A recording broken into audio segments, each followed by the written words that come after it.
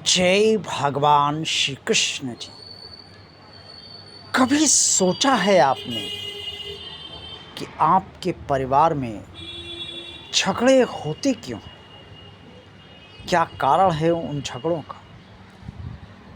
परिवार में सबसे बड़ी समस्या ये होती है कि जब परिवार के सभी सदस्यों में सहनशीलता कम हो जाती है, तो परिवार में झगड़े शुरू हो जाते हैं और बढ़ते जाते हैं।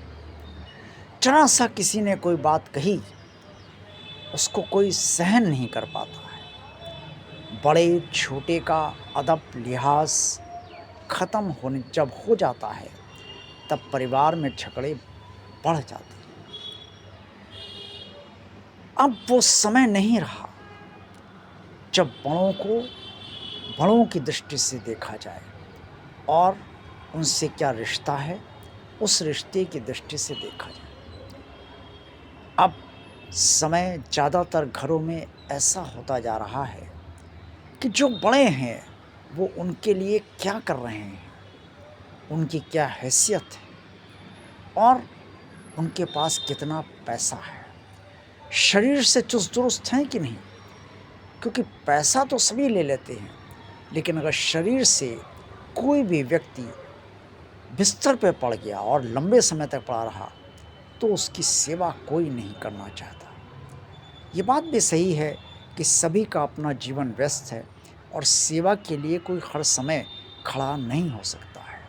लेकिन ये बात भी सही है कि अगर परिवार के लोग ही एक दूसरे के लिए खड़े नहीं होंगे, तो कौन फिर खड़ा होगा? क्या कोई बाहरी व्यक्ति खड़ा होगा? आप नर्स भी लगा लोगे या कोई नौकर भी लगा लोगे, तो क्या वो परिवार की तरह कार्य कर पाएगा? और जिसके लिए आप लगा रहे हो, क्या उसे नौकर या नर्स से परिवार के सदस्य की भांति संतुष्टि हो पाएगी? कदापि नहीं। ये भी सोचना चाहिए कि अगर आज किसी का शरीर अशक्त है और वो उस तरीके से अब जिम्मेदारी संपूर्ण नहीं कर पा रहा है जिस तरीके से पहले करता रहा, तो ये स्थित परिस्थिति आपके जीवन में भी आ सकती है। और तब अगर कोई आपको आपका जब परिवार होगा ना पूछे, तो आपको कैसा लगेगा? भावना संवेदनशीलता से उत्पन्न होती है, और अगर हम परिवार में एक दूसरे के प्रति संवेदनशील नहीं होंगे, एक दूसरे की भावना के का सम्मान नहीं करेंगे, तो फिर हमारे भीतर मतभेद ही होंगे, सहनशीलता की कमी होगी और निरंतर झगड़े क्लेश बढ़ते ही चले जाएंगे। बात बात पर तू मैं शुरू हो जाएगी। क्या ये सब स्थितियाँ अच्छी परिवार के लिए होती हैं? कदापि नहीं।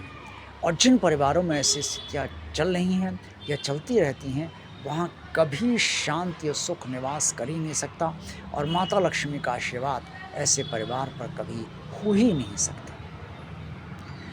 अब क्या किया जाए? जब परिवार में झगड़ा ही झगड़ा फैला हो, असहनशीलता की कमी हो, तब क्या निदान है? क्या कोई निदान है कि नहीं? सबसे पहले अब पहला निदान है, हर परिवार का हर सदस्य पहले स्वयं को सुधारे।